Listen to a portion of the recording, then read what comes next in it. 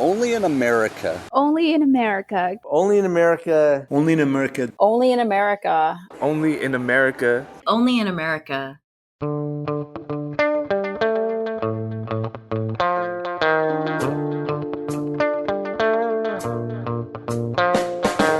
Hey there, it's Ali, and it's Thanksgiving week 2020, and welcome back to Only in America.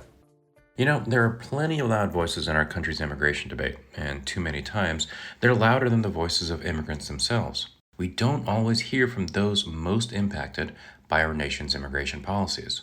Despite being the subject of countless news stories, the voices of the youngest and often most vulnerable immigrants, people who are growing up in America and becoming deeply ingrained in their communities, are all too often lost among the headlines and political talking points.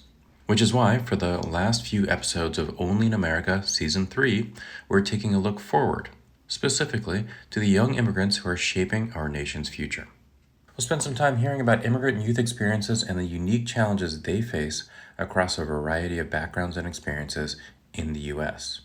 We'll hear about growing up in the U.S. as a first-generation immigrant and navigating higher education. We'll hear about healthcare and mental health needs, and we'll hear about trauma and violence prevention among communities at high risk. They're fleeing from gang violence in Central America. The challenges that they have is like, even if they're not in a gang, right? The way that the territories were put in the barrios in Central America, it's like they have to choose a side, right? So when they come here, they see that the same type of violence that they're fleeing, they're here. They face a lot of child abuse, mistreatments from homes, right? Workplaces. I've seen kids face sexual abuse, domestic violence, seeing the families, between parents or other family members. They face poverty, struggle to eat or being able to go to schools. They face racism as well, especially the indigenous and the Black Central Americans that they're overseen too.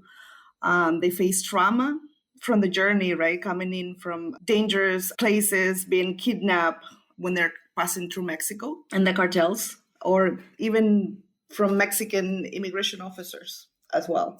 So you see all the trauma, like they have seen people die in front of them, family members, friends, and then you have the trauma of crossing the border as well. So we hope you'll stay tuned and let us know what you think. Because remember, you can subscribe to Only in America on Apple Podcasts, Spotify, or on whichever podcasting platform you currently use. You can learn more at our website, immigrationforum.org/podcast. And in the meantime, I'm wishing you a safe and healthy Thanksgiving wherever you may be. I will talk to you next week.